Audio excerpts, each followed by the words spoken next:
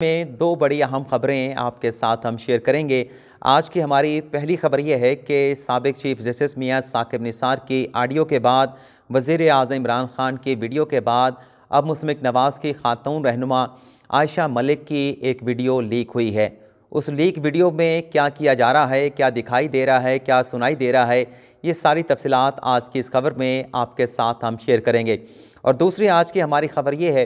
कि साबिक chief justice मियां साकिब निसार के फैसले के बरक्स एक साबिक जज को सादिक और अमीन करार दे दिया गया है। कौन से साबिक जज को सादिक और अमीन करार दिया गया है और किस फोरम की जानिब से ये फैसला सामने आया है, ये तफसीलात भी आपके साथ हम शेयर करेंगे। इसके अलावा हमारे पास एक तीसरी खबर भी है जिसमें हम आपको ये बताएंगे कि मरियम नवाज़ ने कैसे बुखलाहट में आकर अपने खिलाफ ही गोल कर दिया है। अपने खिलाफ गोल करने का मरियम नवाज़ का ये मामला क्या है, इसकी तफसीलात भी आपके साथ हम शेयर करेंगे। लेकिन ये तीसरी जो खबर है ये डिपेंड करेगी कि अगर हमारे पास वक्त हुआ तो हम ये खबर आपके साथ शेयर करेंगे। तो आज की दूसरी खबर से गुफ्तगू का आगाज़ करते हैं और आपको ये बताते हैं कि कौन से साबिक जज को किस फोरम की जानिब से सादिक और अमीन करार दे दिया गया है। ये जो नाज़रीन मामला है, जो साबिक जज को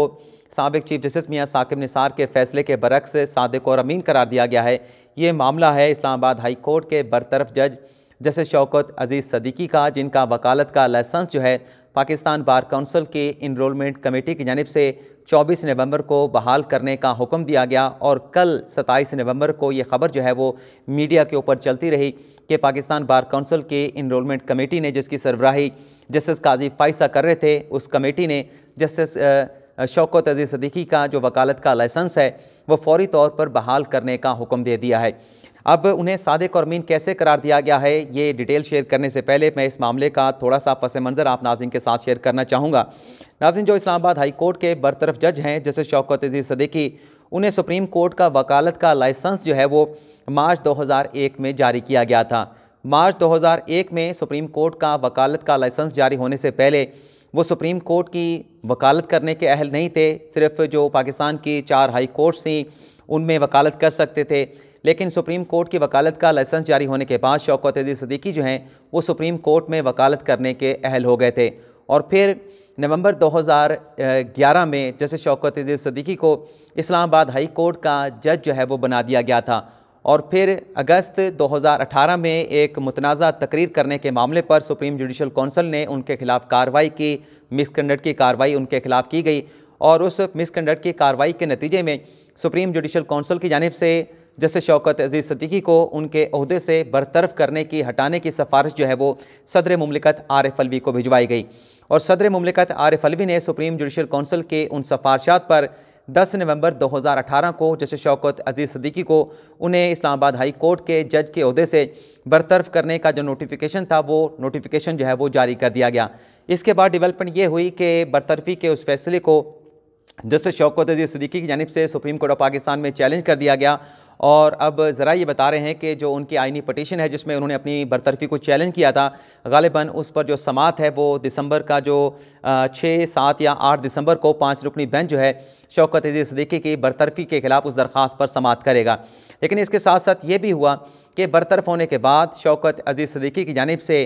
30 जून 2021 के बाद जो है पाकिस्तान बार काउंसिल को एक दरख्वास्त दी गई कि उनकी जो वकालत का लाइसेंस है उसे बहाल किया जाए। तो 24 नवंबर को पाकिस्तान बार काउंसिल की जो इनरोलमेंट कमेटी है जिसकी सरबराही जस्टिस काजी फाइसा करते हैं, जिसमें पाकिस्तान बार काउंसिल के मेंबर कल्बे हसन शामिल हैं और आज़म अजीज़ तारड़ जो कि पाकिस्तान बार काउंसिल के मेंबर भी हैं और मुस्लिम नवाज़ के सेनेटर भी हैं, इस कमेटी ने इजलास किया और जो शौकत अजीज़ सदीकी की वकालत का लाइसेंस रिस्टोर करने की दरख्वास्त थी उसका जायज़ा लिया गया। और जायज़ा लेने के बाद इस कमेटी ने ये हेल्ड किया है कि इजलास में जो दरख्वास्त शौकत अजीज़ सदीकी ने दी है उसमें ये नोट किया गया है कि सुप्रीम जुडिशल कौंसिल ने जो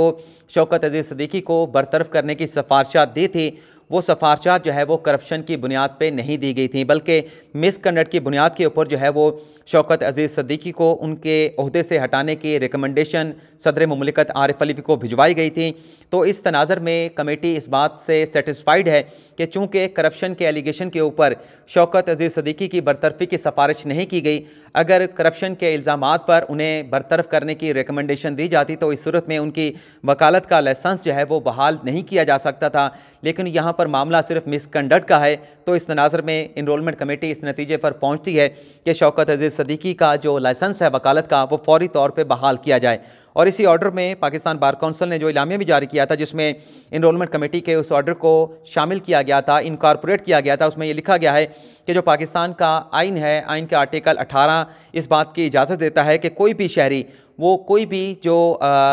ऐसा प्रोफेशन, ऐसा ऑक्यूपेशन जिसकी कानून इजाज़त देता है, उसे वो ऑक्यूपेशन या प्रोफेशन अडॉप्ट करने की मुकम्मल तौर पे इजाज़त होती है। तो चूँकि यहाँ पर करप्शन का मामला नहीं है, करप्शन की बुनियाद पर शौकत अजीज़ सिद्दीकी को नहीं हटाया गया, तो उनका जो वकालत का लाइसेंस है वो फौरी तौर पे बहाल करने का हुक्म जो है वो सादर किया जाता है। तो इस तनाज़ुर में शौकत अजीज़ सिद्दीकी को जो बरतरफ किया गया था, अब उनकी वकालत का लाइसेंस बहाल कर दिया गया है। और वकालत के लाइसेंस की बहाली के जो ऑर्डर में लिख दिया गया है कि उन पर करप्शन का कोई एलिगेशन नहीं, करप्शन के इल्ज़ामात पर उन पर सुप्रीम जुडिशल कौंसिल में कार्रवाई नहीं हुई, वो सादिक और अमीन हैं और इस बात के अहल हैं कि उनका वकालत का लाइसेंस जो है वो बहाल किया जाए, ताकि वो अपनी वकालत का जो प्रोफेशन है, जो ऑक्यूपेशन है, उसे जो है वो आगे चला सकें, आगे बढ़ाकर अपनी जो रोज़ी रोटी है वो कमा सकें। तो ये एक बड़ा अहम फैसला दिया गया है। एक तरफ उन्हें सुप्रीम जुडिशल कौंसिल की जानिब से हटा दिया गया था और दूसरी तरफ उन्हें अब उनकी वकालत का लाइसेंस बहाल करके उन्हें वकालत करने की इजाज़त दे दी गई है। अब हम बात कर लेते हैं आज की हमारी जो टॉप स्टोरी है, जो मेन स्टोरी है, जिसमें मैंने आपको बताया कि साबिक चीफ जस्टिस मियां साकिब निसार और वज़ीर-ए-आज़म इमरान खान की ऑडियो वीडियो लीक होने के बाद अब मुस्लिम नवाज़ की जो खातून रहनुमा हैं आयशा मलिक की वीडियो लीक हो गई है। ये वीडियो लीक का मामला क्या है, उस वीडियो में क्या किया जा रहा है, क्या दिखाई दे रहा है, क्या सुनाई दे रहा है, वो आपके साथ हम शेयर कर लेते हैं। तो सबसे पहले मैं वीडियो आपको सुना देता हूं, लेकिन सुनाने से पहले आपको बता देता हूं कि आयशा मलिक जो है वो NA 133, जहां उनके खामन जो थे परवेज़ मलिक का इंतकाल हो गया था, वहां पर ज़िमनी इलेक्शन कमीशन की जानिब से करवाया जा रहा है। और वहां पर मुस्लिम नवाज़ की जो पोजीशन है वो काफ़ी ज़्यादा मजबूत इसलिए दिखाई देती है क्योंकि पाकिस्तान तहरीक इंसाफ के जो कैंडिडेट थे जमशेद इकबाल चीमा और उनके जो कवरिंग कैंडिडेट थी उनकी अपनी अहलिया मुसरत इकबाल चीमा, वो दोनों नाहल हो चुके हैं। उन्होंने जो नॉमिनेशन फ़ाइल किए थे उसमें ऐसी एक संगीन गलती की गई, ऐसा ब्लंडर किया गया कि उन्हें उस ज़िमनी इलेक्शन की दौर से जो है वो RO की जानिब से और फिर एपलेट फोरम की जानिब से और फिर लाहौर हाई कोर्ट की जानिब से बाहर कर दिया गया। तो इस डेवलपमेंट के बाद उनकी जो पोजीशन है वो तो हल्के में काफ़ी ज़्यादा मजबूत दिखाई देती है, क्योंकि लाहौर में पाकिस्तान पीपल्स पार्टी की जो पोजीशन है वो इस तरह से मजबूत दिखाई नहीं देती। लेकिन अगर पाकिस्तान तहरीक इंसाफ का कैंडिडेट मैदान में होता तो सख्त मुकाबला जो है वो मुतवक्के किया जा रहा था। लेकिन उनकी डिस्क्वालिफिकेशन के बाद अब मैदान जो है वो नून लीग की उम्मीदवार आयशा मलिक के लिए जो है वो साफ दिखाई देता है कि वो बड़ी आसानी के साथ जो है ये इलेक्शन जीत जाएंगी। अब जो वीडियो सामने आई है वो मैं आपको सुना देता हूँ, बल्कि साथ में दिखा भी दूंगा, पहले आप सुन लें फिर मैं आपको दिखा भी देता हूँ। और इस वीडियो का जो लिंक है वो मैं आज की इस वीडियो के डिस्क्रिप्शन में डाल दूंगा, कमेंट बॉक्स में भी डाल कर पिन भी कर दूंगा, आप खुद भी इसे देख सकते हैं। ये नाज़रीन आप सुन लें कि इस वीडियो में क्या कहा जा रहा है। कुरान पाक में हाथ रख के कहती हूँ 5 तारीख को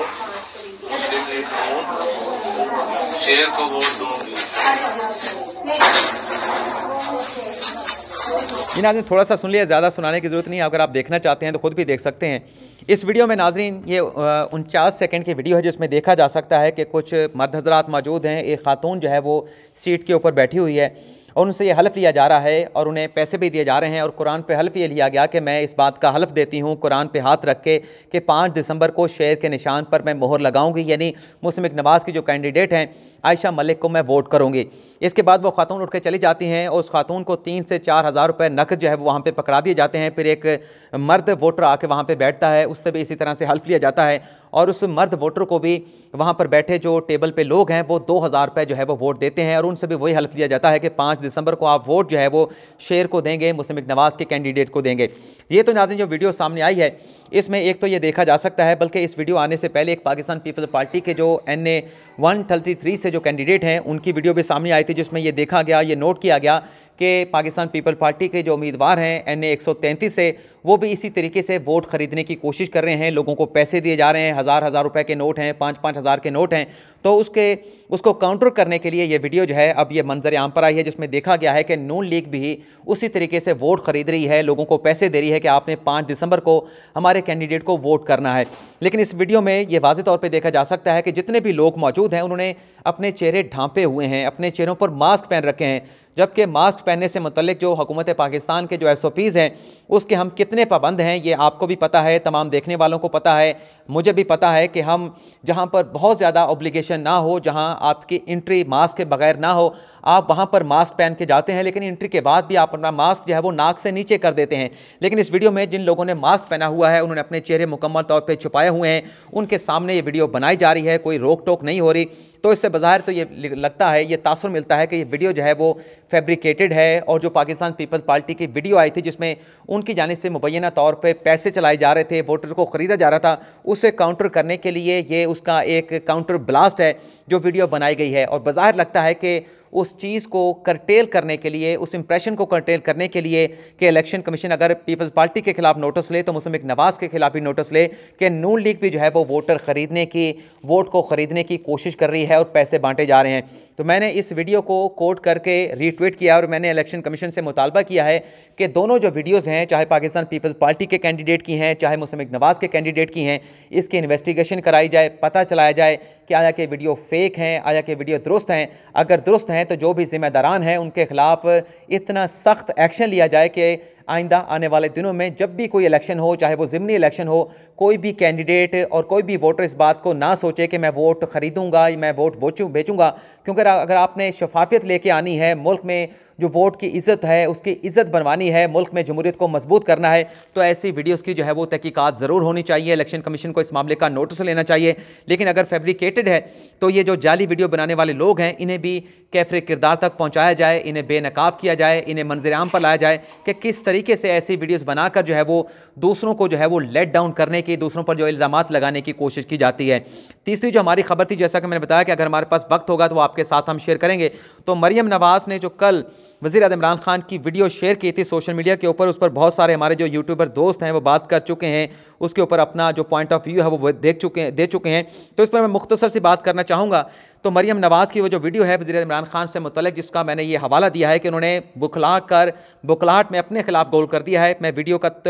ये 2 मिनट की वीडियो है, लेकिन मैं मुख्तसर सा पोर्शन आपको सुनाकर इस पर मैं अपना जो इनपुट है, जो मेरे पास मालूमात हैं, जो मरियम नवाज़ कहना चाह रही हैं, जो बताना चाह रही हैं, जो इस्टेब्लिश करना चाह रही हैं, उस हवाले से जो एथेंटिक फैक्चुअल मालूमात है वो आप नाज़रीन के साथ मैं शेयर करूँगा। ये आप सुन लें कि मरियम नवाज़ क्या कह रही हैं। क्या इस बात से आप इनकार कर सकते हैं कि उस वक्त के चीफ जस्टिस जब पैनामा आया था, उस वक्त के चीफ जस्टिस ने फ्रिवलस कहकर उस पिटीशन को उठाकर अदालत से बाहर फेंक दिया था? क्या आप इस बात से इनकार कर सकते हैं कि फिर जस्टिस खोसा ने इमरान खान साहब को कहा कि आप इधर उधर क्या फिर रहे हैं, ये दरखास्त नवाज शरीफ के खिलाफ मेरे पास लेके आए, हम इसका फैसला करते हैं? क्या इसको किसी फोरेंसिक की जरूरत है? जो हमने इस्लामाबाद में 10 लाख लोग इकट्ठे करने थे, मैंने तब जब कॉल ऑफ किया और मैंने कहा कि हम अदलिया में सुप्रीम कोर्ट में जाएंगे, तो मेरी पार्टी ने भी बड़ी तनकीद की, मीडिया में भी मेरी बड़ी तनकीद हुई और हर तरह की चीज हुई, जो यू टर्न। तो मैं तब भी जब हमने फैसला किया,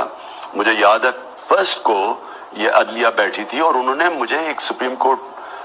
के जज ने मुझे रिक्वेस्ट की थी कि मैं बजाय सड़कों पे मैं अदलिया में आऊँ। नाज़रीन हम सुनेंगे, इससे ज़्यादा नहीं सुनेंगे। तो ये जो मरियम नवाज़ साहबा कहती हैं, फैक्चुअली उनकी बात करेक्ट है कि एक जज ने, आसिफ सईद खोसा ने इमरान खान से कहा था कि आप पटिशन लेके आएँ जो फ्रिवलेस करार दे के पहले जो चीफ जस्टिस हैं वो मुस्तरद कर चुके हैं, उन्हें फेंक चुके हैं। हम आपकी ये पटिशन सुनेंगे, आप क्यों एहतजाज, जलसे जुलूसों की सियासत में जाना चाहते हैं। तो इस हवाले से जो हक़ाइक़ हैं वो नाज़रीन को बताने चाहिए, चाहे किसी को अच्छे लगें, चाहे किसी को बुरा लगें। तो हक़ाइक़ ये हैं कि 29 अगस्त 2016 को इमरान खान ने नवाज शरीफ की नाहली के लिए दरख्वास्त जो है सुप्रीम कोर्ट ऑफ पाकिस्तान में दायर की थी, जिस पर एतराज़ात लगा दिए गए थे। एतराज़ात के ख़िलाफ़ हामिद खान, जो आजकल तो नाराज़ हैं पाकिस्तान तहरीक इंसाफ से, उन्होंने एक CM अपील जो है वो एतराज़ात के ख़िलाफ़ दायर की थी और उन एतराज़ात पर अक्टूबर में गालिबन 2016 में जो है वो चीफ जस्टिस अनवर ज़हीर जमाली ने अपने चैम्बर में समाअत की थी और हामिद खान ने उनसे इस्तदा ये की थी कि हाँ, आप हमारे जो एतराज़ात हैं इसे आप बजाय कि चैम्बर में सुने, इसे आप ओपन कोर्ट में 3 रुकनी बेंच के सामने लगा दें और हम आपको मुतमिन करेंगे कि रजिस्ट्रार ऑफिस के जो एतराज़ात हैं ये बिला जवाज़ हैं, इनका कोई जवाज़ नहीं बनता और हमारी दरख्वास्त जो है वो काबिल समाअत है। तो 10 अक्टूबर 2016 को इस दरख्वास्त के ऊपर पहली समाअत हुई थी और 3 रुकनी बेंच बना था जिसकी सरबराही उस वक्त के चीफ जस्टिस अनवर ज़हीर जमाली कर रहे थे, जिन्होंने उससे पहले जो नवाज शरीफ का भेजा हुआ लेटर था वो वापस भिजवा दिया था कि सुप्रीम कोर्ट इस मामले पर तहकीकात नहीं कर सकती क्योंकि एक बड़ा लंबा चौड़ा यह मामला है जिसमें बड़ी इन डेप्थ जो है वो इंक्वायरी करना पड़ेगी और ये कहा गया था कि आप इस पर अगर कानून बना लें तो फिर इस पर तहकीकात करवाई जा सकती हैं। तो 20 अक्टूबर को जब इस केस की समाअत हुई तो नोटिस जारी कर दिए गए थे, लेकिन 20 अक्टूबर को जो नवाज शरीफ के वकील थे सलमान अकरम भट्ट वो अदालत में पेश हुए। उनसे पूछा गया कि क्या आपको इमरान खान की डिस्क्वालिफिकेशन की जो नवाज शरीफ की दरख्वास्त है इस पर कोई एतराज़ है? तो सलमान अकरम भट्ट ने कहा था कि मुझे कोई एतराज़ नहीं। हालांकि उनका मौक़िफ़ ये बनता था कि हमसे पूछने के बजाय हमें कोई एतराज़ है, एतराज़ नहीं है। उन्हें यह मौक़िफ़ अदालत के सामने रखना चाहिए था कि हमसे आप हमारी राय बाद में लें, पहले जो रजिस्ट्रार ऑफिस के एतराज़ात हैं अदालत सबसे पहले खुद उस पर फैसला करे। जो सुप्रीम कोर्ट के रजिस्ट्रार ने उस पर एतराज़ात लगाए हैं क्या वो एतराज़ात काबिल जवाज़ हैं, वो एतराज़ात दुरुस्त हैं, तो अदालत सबसे पहले उस पर फैसला करे। लेकिन सलमान अकरम भट्ट साहब जो है वो अदालत के सामने आके सरेंडर कर दे और उसके बाद उन्होंने मौक़िफ़ दिया, जो स्टेटमेंट दिया, अदालत ने इमरान खान की उस आइनी दरख्वास्त को जो है वो समाअत के लिए जो है वो इब्तदाई समाअत के लिए मंजूर कर लिया। और फिर इसके बाद 1 नवंबर को इस केस की समाअत हुई, 5 रुकनी बेंच तश्कील दिया गया और उस 5 रुकनी बेंच की सरबराही भी चीफ जस्टिस अनवर ज़हीर जमाली कर रहे थे, जिसमें आसिफ सईद खान खोसा भी थे, जिसमें वो अपने जज थे अमीर हनी मुस्लिम साहब वो भी शामिल थे, जस्टिस शेख अजमत सईद भी थे और एक सुप्रीम कोर्ट के और जज भी शामिल थे। तो पहली समाअत पर 1 नवंबर को, क्योंकि इमरान खान साहब ने जो इस्लामाबाद को लॉकडाउन करने का ऐलान कर रखा था, रास्ते बंद हो चुके थे वफाकी दारुल हुकूमत इस्लामाबाद के, कैपिटल इस्लामाबाद के, तो पहली समाअत में ही जब नोटिस जारी कर दिए गए और जवाब मांगा गया लंदन के फ्लैट के हवाले से, प्रॉपर्टीज़ के हवाले से, तो जस्टिस आसिफ सईद खान खोसा ने खुली अदालत में तमाम जजेस के सामने इमरान खान से कहा था कि जब यह मामला अब टेकअप कर लिया गया है, दूसरी जानिब से भी एतराज़ नहीं किया गया कि आप इस पटिशन के ऊपर समाअत करें और फैसला दें, तो उसके बाद आपके लिए मुनासिब नहीं है कि आप इस्लामाबाद को लॉकडाउन करें, आप इस्लामाबाद के रास्तों को बंद करें। जब पटिशन आ चुकी है, टेकअप की जा चुकी है, दोनों जानिब के वकला की जानिब से एतराज़ नहीं उठाया जा रहा, अगर अदालत इस पर समाअत करके कोई फैसला देती है तो अब ये अच्छा नहीं लगता, मुनासिब नहीं रहेगा कि आप सड़कों को बंद करें, कैपिटल को बंद करें, इंटरनेशनली कोई तासुर नहीं जाएगा। और मुझे याद पड़ता है कि जज साहबान की जानिब से कहा गया था इमरान खान के वकील को ये मुखातब करते हुए कि होल्ड योर हॉर्सेस, यानी आप लॉकडाउन जाने के बजाय जब मामला टेकअप हो चुका है तो इस पर हमें अब फैसला करने दें, हम इस पर सुन के दोनों जानिब के वकला को फैसला करेंगे। तो ये इस हद तक मामला है जिसमें मरियम नवाज़ के पास शायद हक़ाइक़ नहीं है, फैक्चुअल नहीं है, गलत चीज़ें वो कोट कर रही हैं, तो ये बात उनके अपने ख़िलाफ़ जाती है। जब फैक्चुअली नरेशन गलत होगी तो इसका मतलब यह है कि आप अपने ख़िलाफ़ ऐसी बातें कर रहे हैं जिसे आप हक़ाइक़ से साबित नहीं कर सकते। तो इस चीज़ को जो करेक्ट करना था, इसे रेक्टिफाई करना था, हक़ाइक़ आपके सामने लेकर आने थे, यही मेरी मंशा थी। किसी के ख़िलाफ़ बात करने का मेरा कोई जो है वो कोई ख्वाहिश नहीं थी, मेरा कोई इरादा नहीं था। लेकिन बहरहाल ये आज का हमारा वीलॉग है, आपसे इजाज़त चाहूँगा, आपके फ़ीडबैक का इंतज़ार रहेगा। अल्लाह ताला आपका हामी नासिर हो, अपनी दुआओं में याद रखिएगा। अल्लाह हाफ़िज़।